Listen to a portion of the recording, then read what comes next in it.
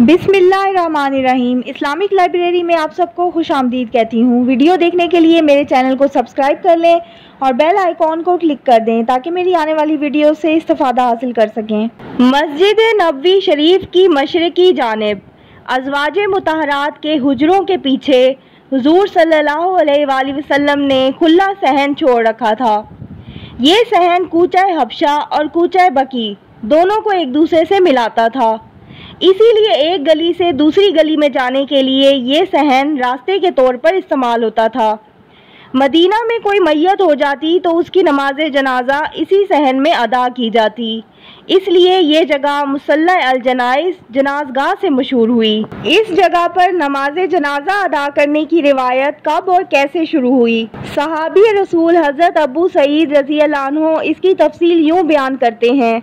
जब सरकारे दो जहां सल्लल्लाहु अलैहि वसल्लम मदीना तशरीफ़ लाए तो शुरू में हमारा ये मामूल रहा कि हम में से जब किसी का आखिरी वक्त करीब आ जाता तो हम हुजूर सल्लल्लाहु अलैहि वसल्लम को उसकी इतला देते।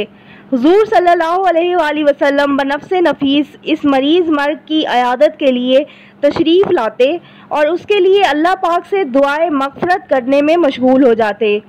जब रूह कब्ज़ हो जाती तो कभी ऐसा होता कि आप वापस चले जाते, मगर अक्सर तजहीज़ व तकफ़ीन में भी शामिल रहते और दफन के बाद ही रुखसत होते।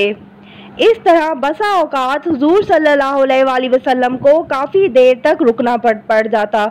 हम लोगों ने आप सल्लल्लाहु अलैहि वसल्लम को इस मुशक्क़त से बचाने के लिए ये तय किया कि क्यों ना हुजूर सल्लल्लाहु अलैहि वसल्लम को इंतकाल से पहले इतला ही न दी जाए। अबू सईद रज़ी अल्लाह अन्हु कहते हैं, चुनाचे हम लोगों ने यही मामूल बना लिया कि जब किसी की वफ़ात हो जाती तो आप सल्लल्लाहु अलैहि वसल्लम को इतला दी जाती। आप सल्लल्लाहु अलैहि वसल्लम आते और जनाजे की नमाज पढ़ा देते और मग़फ़िरत की दुआ कर देते। उसके बाद कभी तो हुजूर सल्लल्लाहु अलैहि वसल्लम लौट जाते और कभी ठहर जाते और मैयत को दफन करके ही वापस होते। एक अरसे तक हम इसी मामूल पर कारबंद रहे। फिर लोगों ने कहा, काश हम हुजूर सल्लल्लाहु अलैहि वसल्लम को आमदोरफ्त की जहमत भी ना दें, बल्कि जनाजा ही आपके हुजरे के पास उठा लाया करें। फिर किसी को भेजकर हज़रत मोहम्मद सल्लल्लाहु अलैहि वसल्लम को इतला करें और आप सल्लल्लाहु अलैहि वसल्लम यहीं हुजरे के बाहर नमाज पढ़ा दिया करें।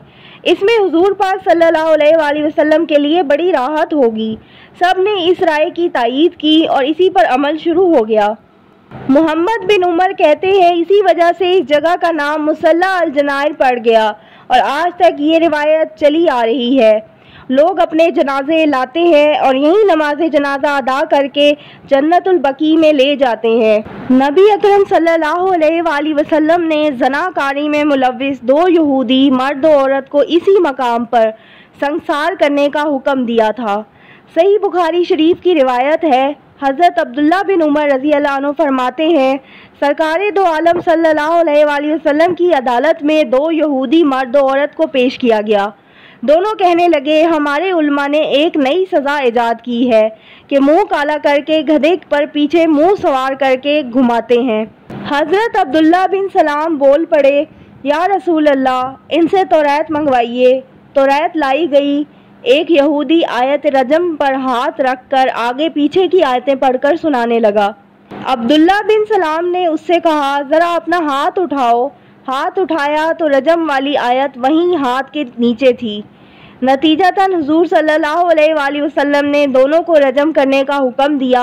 हज़रत अब्दुल्ला बिन उमर रज़ी अल्लाह अन्हु कहते हैं, जब दोनों को बलात संगी फर्श पर रजम किया गया तो मैंने देखा कि यहूदी मर्द उस औरत के ऊपर औंधे मुंह होकर उसे बचाने की कोशिश कर रहा था। हज़रत इब्ने उमर रज़ी अल्लाह अन्हु की एक दूसरी रिवायत में ये सराहत है कि मस्जिद के पास जनाजगाह के करीब दोनों यहूदियों को रजम किया गया। अब्दुल्ला बिन सलाम बिन हारिस इसराइली अंसारी हैं, जो हज़रत यूसुफ बिन याकूब अलैहिस्सलाम की नस्ल से हैं। इनका नाम हुसैन था। जब यहूदियत से ताइब होकर इस्लाम में दाखिल हुए तो हुजूर पाक सल्लल्लाहु अलैहि वसल्लम ने अब्दुल्ला नाम रखा। इन्हीं के बारे में ये आयत नाजिल हुई। सूरह अहकाफ में है, आयत नंबर 10, और बनी इसराइल का एक गवाह गवाही दे चुका, ऐसी ही एक किताब की, फिर वो यकीन लाया और तुमने गुरूर किया। इस वाक़े के बाद ये आयत नाजिल हुई।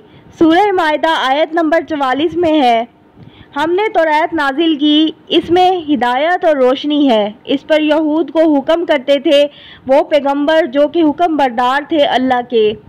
امام زہری کہتے ہیں ہمیں یہ بات پہنچی ہے کہ یہ آیت انہی یہودیوں کے بارے میں نازل ہوئی۔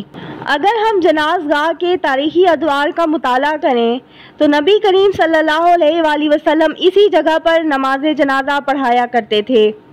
صحابہ کرام اور بعد کے لوگ بھی اس سنت پر کاربند رہے۔ حضرت عمر بن عبدالعزیز رحم اللہ نے 91 ہجری میں امہات المومنین کے حجروں کو مسجد میں شامل کر لیا، تاہم جناز گاہ کی زمین اپنے حال پر قائم رہی۔ اس وقت مسجد کی جو مشرقی دیوار بنائی گئی وہی ازواج مطہرات کے حجروں کی آخری مشرقی حد تھی۔ اس کے بعد جناز گاہ کی زمین شروع ہوتی تھی۔ پھر تقریباً 800 سال تک اس صحن میں کوئی تبدیلی نہیں ہوئی۔ 886 ہجری میں آسمانی بجلی کے گرنے سے آتش زدگی کا حادثہ پیش آیا جس میں حجرہ شریفہ بھی متاثر ہوا۔ نتیجتاً پورا حجرہ قباء اور اس کے ستون اثر نو تعمیر کیے گئے اور پائیداری کے پیش نظر بعض ستونوں کے ساتھ ایک ایک ستون اور کھڑا کیا گیا، جس کی وجہ سے مقصورہ شریفہ اور مسجد کی مشرقی دیوار کے درمیان کا راستہ تنگ ہو گیا۔ اب ضرورت تھی کہ اس راستے کو کشادہ کرنے کے لیے مسجد کی مشرقی دیوار کو جناز گاہ کی طرف آگے بڑھایا جائے۔ چنانچہ یہ دیوار 1.5 ہاتھ مشرق کی طرف بڑھائی گئی، لیکن پوری دیوار نہیں۔ صرف جنوب مشرق کونے پر جو صدر مینارہ تھا وہاں سے باب جبریل تک، باب جبریل سے باب النساء تک کی دیوار اور خود باب نساء دونوں اپنی پرانی جگہ پر قائم رہے۔ پھر جب سلطان عبد المجید عثمانی کے دور حکومت میں 1277 ہجری میں مسجد نبوی کی نئی تعمیر ہوئی اور گنبد کے ستونوں کو مضبوط کیا گیا تو مقصورہ شریفہ اور مشرقی دیوار کا درمیانی راستہ ایک بار پھر تنگ ہو گیا۔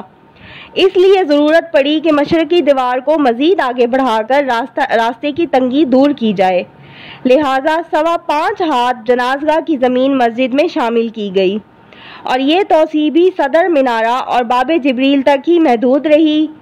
اس لیے آپ دیکھیں گے کہ باب النساء تقریباً 6-7 ہاتھ اندر کو دبا ہوا ہے اور باب جبریل سے صدر مینارہ تک کی دیوار مشرق کی طرف بڑھی ہوئی ہے۔ ابتدا میں جناز گاہ کی حد کچھ اس طرح تھی: مغرب ازواج مطہرات کے حجرے، مشرق حضرت عثمان غنی کا دار کبریٰ، جنوب کوچہ حبشہ اور ابراہیم بن ہشام کا مکان، شمال کوچہ بقی، مگر سلطان اشرف کیپتائی اور سلطان عبد المجید عثمانی کی توسیع کے بعد جناز گاہ کی زمین 2 حصوں میں بٹ گئی، ایک مغربی دوسرا مشرقی۔ مغربی حصہ مسجد نبوی میں شامل ہو گیا اور مشرقی حصہ مسجد کی مشرقی دیوار سے متصل باہر موجود ہے۔ اب جناز گاہ کا جس قدر بھی حصہ بچ رہا ہے، ترکوں کے زمانے میں اس کی احاطہ بندی کر دی گئی اور اس کی شمالی جانب ایک دروازہ لگا دیا گیا۔ باب جبریل سے باہر جناز گاہ کا یہ احاطہ بائیں جانب ہے۔ ماضی قریب تک یہ جگہ عام نمازیوں کے لیے کھلی رہتی تھی، لیکن اب اسے ایسی چیزیں رکھنے کے لیے خاص کر دیا گیا ہے جو روزانہ مسجد نبوی شریف میں استعمال ہوتی ہیں۔ یہ تھی میری آج کی خوبصورت سی ویڈیو۔ اگر آپ کو ویڈیو اچھی لگتی ہے تو میرے چینل کو سبسکرائب کریں، لائک کریں اور شیئر کریں۔ اللہ حافظ۔